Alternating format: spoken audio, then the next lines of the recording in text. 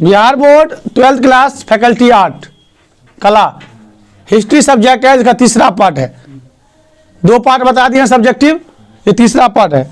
तुम्हारा क्वेश्चन है अमीर खुसरो कौन था? अमीर खुसरो कौन था? ठीक है, तो इसका आंसर होगा अमीर खुसरो 1253 से 1323 तक महान कवि, संगीतज्ञ तथा शेख निजामुद्दीन औलिया के अनुयायी थे। उन्होंने कोल अरबी शब्द जिसका अर्थ है कहावत का प्रचलन करके चिश्ती समाज को एक विशिष्ट आकार दिया। ठीक है, कोल को काबली के शुरू और आखिरी में गाया जाता था। इसके बाद सूफी कविता का पाठ होता था जो फारसी, हिंदवी अथवा उर्दू में होती थी और कभी कभी इन तीनों ही भाषाओं के शब्द इसमें मौजूद होते थे। समझ गए बात? शेख निजामुद्दीन औलिया की दरगाह पर गाने वाले कव्वाल अपने गायन की शुरुआत कौल से करते हैं। समझ गया बात? छोटा सा क्वेश्चन का आंसर है और इसे याद करना। अमीर खुसरो कौन था? संगीतज्ञ, महान कवि, ठीक है, और शेख निजामुद्दीन औलिया का अनुयायी। अगला क्वेश्चन है बीबीए क्वेश्चन 2009 और 21 में पूछा हुआ क्वेश्चन है। मीराबाई पर संक्षिप्त टिप्पणी लिखे। मीराबाई पर संक्षिप्त टिप्पणी लिखे। समझ रहे बात? तो मीराबाई को भक्ति परंपरा की सबसे प्रसिद्ध कवित्री माना जाता है। ठीक है, सबसे प्रसिद्ध कवित्री माना जाता है। मीराबाई मारवाड़ के मेरता जिले की एक राजपूत राजकुमारी थी जिनका विवाह उनकी इच्छा के विरुद्ध मेवाड़ के सिसोदिया कुल में कर दिया गया। उन्होंने अपने पति की आज्ञा की अवहेलना करते हुए पत्नी और मां के परंपरागत दायित्वों को निभाने से इनकार किया। ठीक है, विरोध किया और विष्णु के अवतार कृष्ण को अपना एकमात्र पति स्वीकार कर लिया। उनके ससुराल वाले ने उन्हें विष देने का प्रयत्न किया, यानी मारने का प्रयत्न किया, किंतु वह राजभवन से निकलकर एक घुमक्कड़ बन गई, यानी घूमने वाला, हर जगह घूमने वाला, कृष्ण का उपदेश देने वाला, कृष्ण का गीत गाने वाली बन गई। अंतर्मन की भाव प्रवणता को व्यक्त करने वाले अनेक गीतों का उन्होंने रचना किया। उन्होंने कृष्ण के लिए अनेक गीतों का रचना किया। उन्होंने कृष्ण को अपने प्रिय पति के रूप में स्वीकार किया ना, वो कृष्ण को अपना पति मानने लगे। समझ गया बात? इसमें कोई दिक्कत है किसी को? बोलो, कहीं दिक्कत हो तो बोलना, समझा देंगे। विरूपाक्ष मंदिर की 2 विशेषता बताइए। विरूपाक्ष मंदिर की 2 विशेषता बताइए। समझ रहे बात? तो विरूपाक्ष मंदिर के स्तंभ को देखने पर उस पर अनेक वनस्पतियों के चित्रों के साथ विभिन्न प्रकार के पशु पक्षियों की आकृतियों को मूर्तिवत किया गया है, यानी कि मूर्तिवत बनाया गया है उसको। ठीक है, इसके द्वारा संदेश देने का प्रयास यह किया गया है कि व्यक्ति द्वारा हरियाली, वन्यजीव, जंतुओं आदि को संरक्षण प्रदान करना चाहिए। कहने का मतलब है जो जीव जंतुओं को भी रक्षा करना चाहिए, पेड़ पौधों को भी रक्षा करना चाहिए। समझ आया? सुन रहा बात? समझ आया ना बात ना? अगला क्वेश्चन है हम्पी पर एक संक्षिप्त टिप्पणी लिखे। किस पर? हम्पी पर एक संक्षिप्त टिप्पणी लिखे। विजयनगर साम्राज्य के मंदिरों के बारे में लिखे। विजयनगर साम्राज्य के मंदिरों के बारे में लिखे। हम्पी नगर कर्नाटक में है। हम्पी कहाँ है? कर्नाटक में है। हम्पी विजयनगर साम्राज्य की राजधानी है। हम्पी क्या है? विजयनगर साम्राज्य की राजधानी है। विजयनगर के राजाओं की स्थापित कला में रुचि एवं हम्पी नगर में निर्मित इमारतों के दृष्टिगोचर से होता है, यानी कि उस समय जो इमारत बनाया गया था, कलाकृति थी, तो उस समय की सभ्यता के बारे में या उस समय की संस्कृति के बारे में हमको बताता है। यहाँ के प्रमुख स्मारकों में विठल मंदिर तथा हजारा राम मंदिर है। विठल मंदिर का निर्माण 1513 ईस्वी में राजा कृष्ण राय देव ने करवाया था। मंदिरों में 2 रंग स्तंभ है। हम्पी में राजकीय भवन पर कोट के भीतर बने थे। ठीक है। हजारा राम मंदिर का निर्माण कृष्ण राय देव ने 1520 ईस्वी में करवाया था। समझ बात, समझ आया बात ना, कोई दिक्कत? अगला क्वेश्चन है तुम्हारा, आयागार व्यवस्था के विषय में आप क्या जानते हैं? आयागार व्यवस्था के विषय में आप क्या जानते हैं? 2021 और 2019 में पूछा हुआ क्वेश्चन है। सुनो, समस्त राज्य प्रांतों में विभक्त था। समस्त राज्य प्रांतों में विभक्त था। प्रांत मंडल में विभक्त था। मंडल जिले वलनाडु में विभक्त था। वलनाडु में विभक्त था, यानी कि तोड़ के ऐसे पंचायत ना, गांव के बाद पंचायत, पंचायत के बाद ब्लॉक, ब्लॉक के बाद जिला, जिला के बाद जैसे होता है जिला परिषद, प्रमुख, ये सब क्षेत्र बटा हुआ ना, इसी तरह से वहां बटा हुआ था। सबका अधिकार अलग अलग था। राजनीतिक इकाइयां थी। ये सब क्या थी? गांव की बड़ी राजनीतिक, नाडु जो थी वो गांव की बड़ी राजनीतिक इकाई थी। विजयनगर राज्य के स्थानीय प्रशासन में परिवर्तन कर आयकर व्यवस्था की शुरुआत की गई थी। समझ गया ना? प्रत्येक ग्राम को स्वतंत्र प्रशासनिक इकाई में के रूप में गठित कर प्रशासन 12 व्यक्तियों के समूह को दिया गया था। कितने व्यक्ति को? 12 व्यक्ति के समूह को दिया गया था वहां का प्रशासन। और यह समूह आयगार या आयागार कहलाता था। कहीं आयगार दे देगा, कहीं आयागार दे देगा। ठीक है, कोई दिक्कत? समझ आ रहा है? कोई दिक्कत भी है इसमें? अगला क्वेश्चन है, विजयनगर की स्थापित कला का वर्णन कीजिए। विजयनगर की स्थापित कला का वर्णन कीजिए। तो विजयनगर राज्य साहित्य तथा कला की दृष्टि से बहुत बेहतर था, बहुत उन्नति था उस राज्य में। समझ गया ना? वह अपने समकालीन जो राज था, उसके समय में जितना भी राज था उससे बहुत वो आगे था। विजयनगर साम्राज्य के नरेशों के समय में संस्कृत, तेलुगु, कन्नड़ भाषाओं का साहित्य समृद्ध था, यानी कि बहुत विकास हो गया था उस भाषाओं का। सायन तथा भाई माधव युधारण ने वेदों की टीकाएं लिखी। कृष्णदेव राय स्वयं उच्च कोटि के विद्वान था और उनके अनेक साहित्यकारों तथा कलाकारों को अपने दरबार में संरक्षण देकर उन्हें रखा था। समझ रहा है? वह कला साहित्य प्रगति का उत्कर्ष कला था, यानी कि उस समय साहित्य कला उत्कर्ष पर था, ऊंचाई पर था। संगीत, नृत्य कला, नाटक और व्याकरण, दर्शन, वास्तुकला तथा धर्म आदि सभी विषयों में उच्च कोटि का साहित्य रचा गया था। समझ रहा बात? समझ रहा बात ना? मतलब बड़ाई किया गया है विजयनगर साम्राज्य के बारे में। कोई दिक्कत है इस क्वेश्चन में? अब कोई दिक्कत हो तो बोला करो। समझ गया बात ना?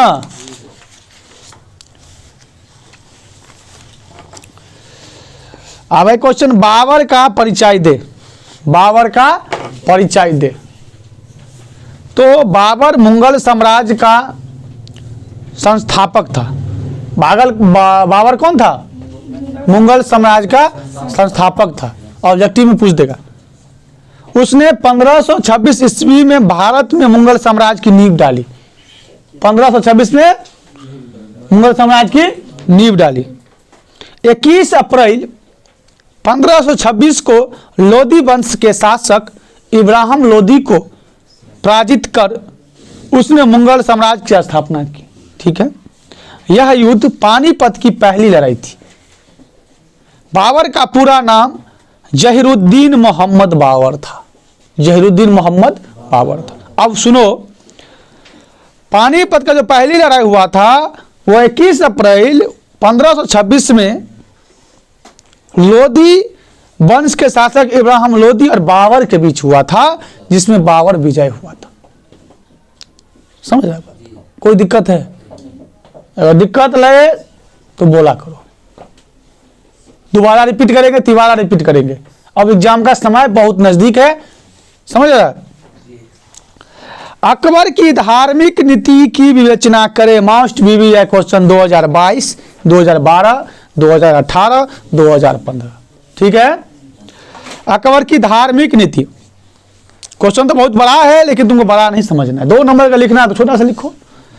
अकबर की धार्मिक नीति का मध्यकालीन भारतीय इतिहास में विशेष महत्व, यानी कि मध्यकालीन भारत का जो इतिहास है उसमें अकबर की धार्मिक नीति का बहुत बड़ा महत्व है, क्योंकि उसकी धार्मिक नीति उसकी प्रशासनिक व्यवस्था का प्रमुख केंद्र था। अकबर की धार्मिक नीति बाबर और हुमायूं की नीति से पूर्णतः भिन्न था। बाबर और हुमायूं ने अपने शासनकाल में उसी धार्मिक नीति का पालन किया जिसका सल्तनतलीन शासक पालन करते थे, यानी कि जो पुराना लोग उनका जो था वो पालन किया करता था। अंततः उनकी धार्मिक नीति असहिष्णुता व हिंदुओं पर अत्याचार करने की थी। किसका? बाबर और हुमायूं का। ठीक है। अकबर ने भी प्रारंभ में इसी प्रकार की नीति अपनाया, किंतु कालांतर में उनके धार्मिक विचारों में महत्वपूर्ण परिवर्तन आ गया, उनके मन में परिवर्तन आ गया। ठीक है, समझ गए बात ना। उन्होंने जजिया कर हटाया, समझ गया। रामायण महाभारत आदि ग्रंथों को फारसी में अनुवाद कराया। फतेहपुर सीकरी में पंचमहल बनाया, जोधा भाई का महल बनाया, बीरबल के महल के समय भारतीय बीरबल का महल बनवाया। समझ रहे बात? समझ रहे बात कि नहीं समझ रहा? जी ने इलाही नाम का एक धर्म चलाया, कभी भी अपना धर्म दूसरे बिरादरी के प्रति या धर्म के प्रति सौंपने का प्रयास नहीं किया। स्त्रियों, महिलाओं और सभी जातीय धर्म को साथ लेने का प्रयास किया। समझ रहा है? कोई दिक्कत? क्वेश्चन जो है तुम्हारा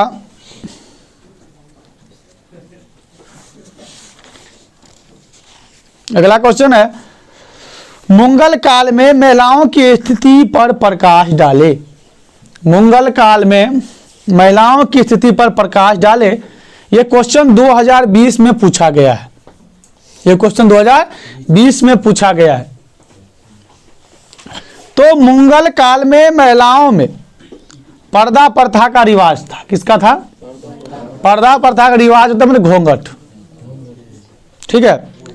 शिक्षा, मुंह झाँप करो चलता था या बाहर निकलता था।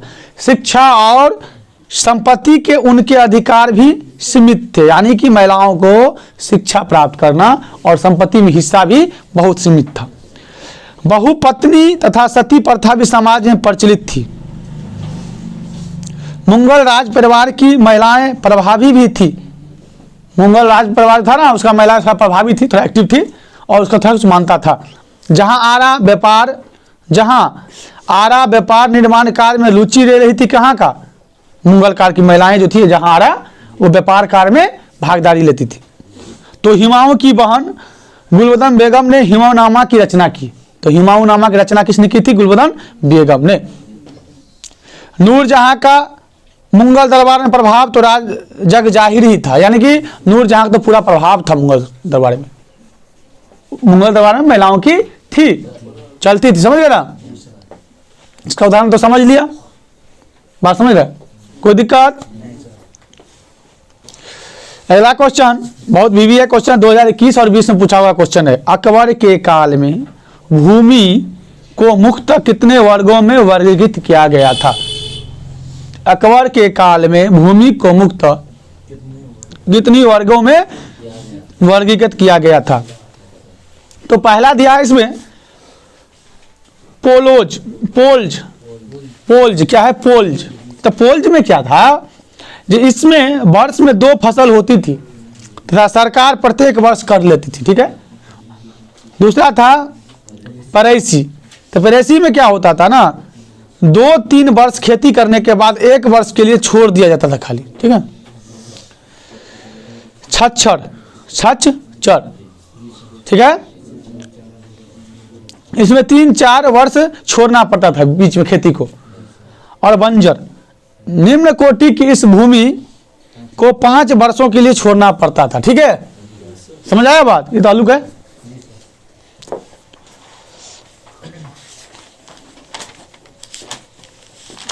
अब अगला क्वेश्चन है तुम्हारा, सुलह ए कुल क्या है? सुलह ए कुल क्या है? अकबर की सुलह ए कुल नीति क्या थी? 2021 में पूछा गया है। सुलह कुल यह मुगल साम्राज्य के एकीकरण का एक स्रोत था। क्या था? मुगल साम्राज्य के एकीकरण का एक स्रोत था।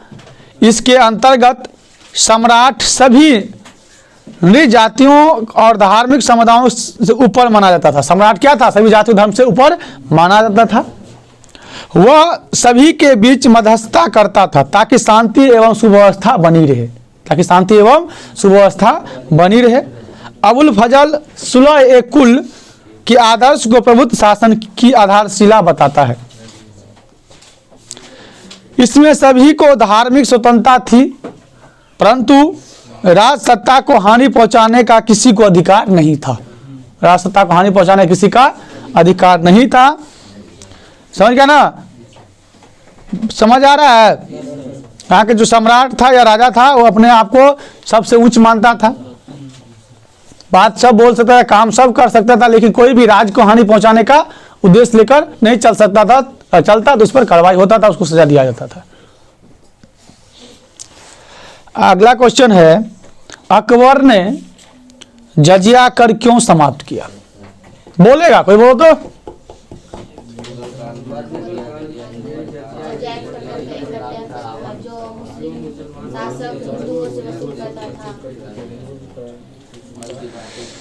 अकबर ने जजिया कर क्यों समाप्त किया? तो इसका आंसर है, मुगल काल में जजिया का एक प्रकार का एक कर या टैक्स था जो मुगल शासकों द्वारा हिंदुओं से वसूल करते थे। मुगलों की भांति शेरशाह भी हिंदुओं से कर वसूला किया करता था। वो जजिया कर वसूला क्या करता, ठीक है। यहाँ कर बच्चे, स्त्रियों, अपाहिजों एवं ब्राह्मणों से नहीं लिया जाता था और आर्थिक स्थिति के अनुसार लिया जाता था, अर्थात जो गरीब है उससे कम, जो धनवान है उससे अधिक। अकबर ने धार्मिक तथा सामाजिक स्वतंत्रता प्रदान करने के उद्देश्य से न केवल राजपूतों अपितु सभी हिंदुओं को पूर्ण धार्मिक एवं सामाजिक सहिष्णुता और उन्हें स्वतंत्रता प्रदान की। उन्होंने धार्मिक एवं सामाजिक जीवन पर लगे हुए प्रतिबंधों को समाप्त कर दिया। 1563 में तीर्थ यात्रा कर और 1564 ईस्वी में जजिया की समाप्ति की घोषणा कर उसने संपूर्ण हिंदुओं प्रजा का विश्वास जीत लिया। उन्होंने कहा यह कर गलत है, केवल हिंदुओं पर लागू होता है, हिंदुओं की स्थिति खराब हो रही है ना, इसी कारण उन्होंने क्या किया, जजिया कर को समाप्त कर दिया। कोई दिक्कत? बोलो। आसान से समझ आ रहा है ना? एक बार में नहीं समझेगा, बार बार हम बोलते हैं। वीडियो को 2 से 3 से 4 बार सुनो।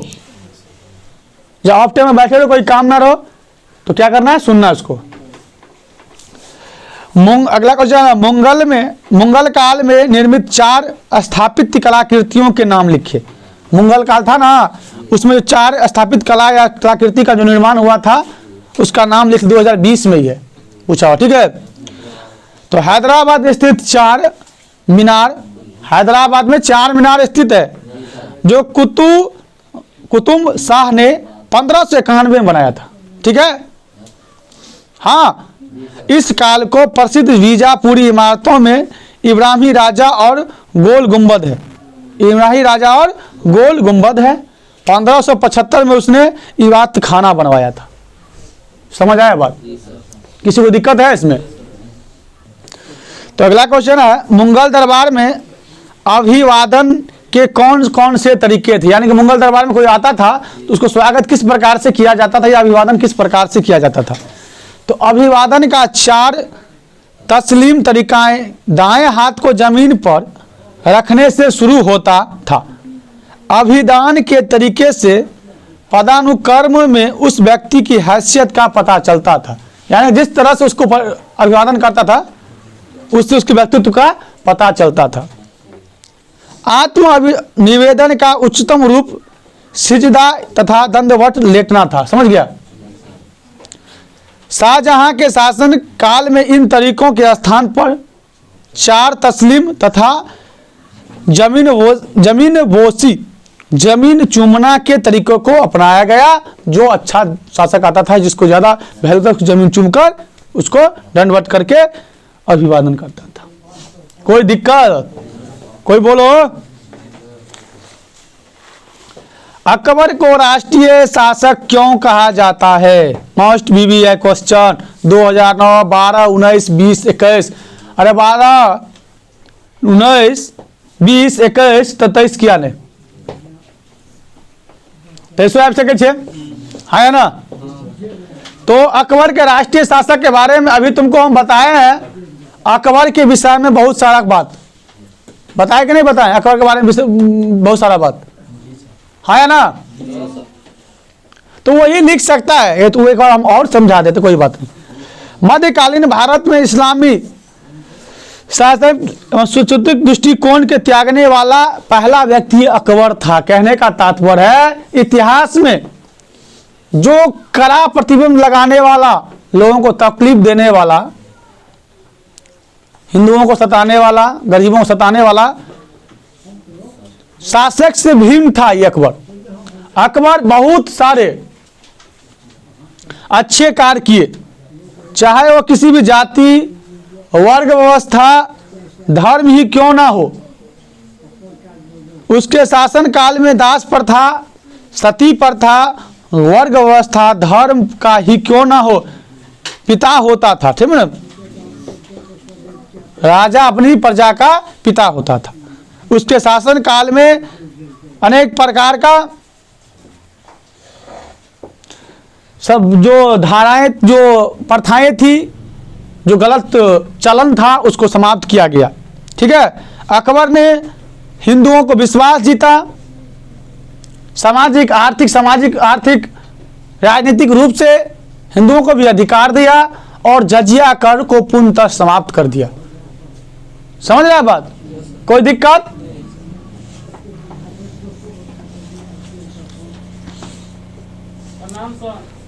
उपनिवेशवाद से आप क्या समझते हैं? उपनिवेशवाद से खुश रहो हुआ, उपनिवेशवाद से आप क्या समझते हैं? उपनिवेशवाद से, उपनिवेशवाद अकाउंट में भी है, 10वीं में भी है और इंटर के 8 फैकल्टी के इतिहास विषय में भी है, पॉलिटिकल साइंस में भी है और ज्योग्राफी में भी मिल जाएगा तुमको। समझ रहा है बात? उपनिवेशवाद वह विचारधारा है जिसमें एक ताकतवर देश दूसरे कमजोर देशों पर अधिकार कर लेता है और अपने संसाधनों को और उनके संसाधनों को मनमाने ढंग से उपयोग करता है। ब्रिटेन क्या किया? अंग्रेज भारत आया, यहाँ आने के बाद धीरे धीरे पांव पसारता गया, भारत पर का अधिकार कर लिया और जो मन हुआ सो यहाँ किया। समझ गया? मतलब जाता है व्यवसाय करने की दृष्टि से, लेकिन वहां उसी देश को सत्ता को अपना लेता है, वहां पर अधिकार कर लेता है, उसे उपनिवेशवाद कहते हैं। समझ रहा है? हाँ या ना? अगला क्वेश्चन है, अस्थाई बंदोबस्त से कंपनी को क्या लाभ हुए? अस्थाई बंदोबस्त से कंपनी को क्या लाभ हुए? तो अस्थाई बंदोबस्त होने से सरकार की आय निश्चित हो गई। जब अस्थाई बंदोबस्त लागू हुआ तो सरकार की आय क्या हो गई? निश्चित हो गई। बार बार बंदोबस्त करने का जरूरत उन्हें नहीं पड़ा। बार बार बंदोबस्त करने का उन्हें जरूरत नहीं पड़ा। अस्थाई बंदोबस्त होने से जमींदार को अधिक लाभ प्राप्त हुआ, अतः वे सरकार के स्वाभिमान बन गए, ठीक है ना। उन्होंने 1857 के विद्रोह में सरकार का पूरी तरह साथ दिया, क्योंकि जमींदार को तो फायदा हो गया अंग्रेज से, उन्होंने इसलिए अंग्रेज का साथ दे दिया। अस्थायी बंदोबस्त हो जाने से सरकारी कर्मचारी अधिकारियों को अधिक समय लोक कल्याण यानी लोगों की सेवा करने का अवसर मिला। तो समझ रहा है? हाँ या ना?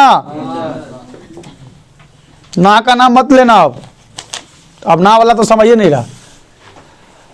2022 और 20 में पूछा हुआ क्वेश्चन है, झूम की खेती से आप क्या समझते हैं? किसकी खेती से? झूम की खेती से आप क्या समझते हैं? तो सुनो, झूम के साधारण भाषा में सुनेगा ना, तो झूम की खेती से तात्पर्य आदिवासी समुदाय या बंजारा लोग जो जंगली क्षेत्रों में रहते हैं, उनके द्वारा जंगल को काट कर खेती प्रारंभ किया जाता है, ठीक है। 2 साल 3 साल खेती करने के बाद जब उसमें उपज कम हो जाता है, क्या कम हो जाता है? उपज कम हो जाता है, तो फिर वो क्या करता है? उस भूमि को छोड़कर जंगल लगाकर वहां पे आगे निकल जाता है।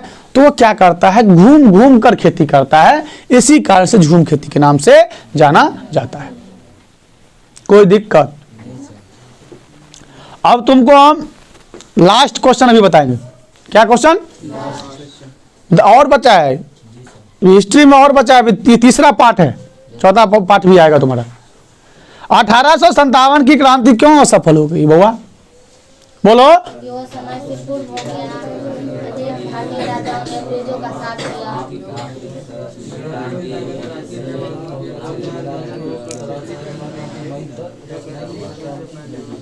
सुनो, 1857 की क्रांति की असफलता होने के निम्न कारण थे। तो पहले हम पॉइंट में बताते हैं, पॉइंट में भी लिख सकता है और सिंपल भी लिख सकता है। पहला, समय से पहले हो गया, जैसे 13 मई को होना था, 13 मई 1857 की तय थी, तो ये 10 मई 1857 को हो गया। छिटफुट हुआ, पॉइंट नंबर 2, यानी कि सब साथ नहीं दिया। पॉइंट नंबर 3, सिखों और गोरखों ने भी साथ नहीं दिया। पॉइंट नंबर 4 है, तो 4 में जमींदारों ने धोखा दिया। 5, अच्छा नेतृत्व नहीं मिला। कोई दिक्कत? ऐसे ही को एक जगह समेट कर लिख देगा तो भी होगा अच्छा, और जैसे पॉइंट में कर देगा तो भी होगा अच्छा। लिखना तुम जानेगा कि हम जानेंगे? तुम ना जानेगा। तो अधिक से अधिक ये वीडियो देखेगा तो समझ आएगा, समझ गया? और अच्छा लगे तो उसे शेयर भी कर देना, चैनल को लाइक सब्सक्राइब भी कर देना, ठीक है?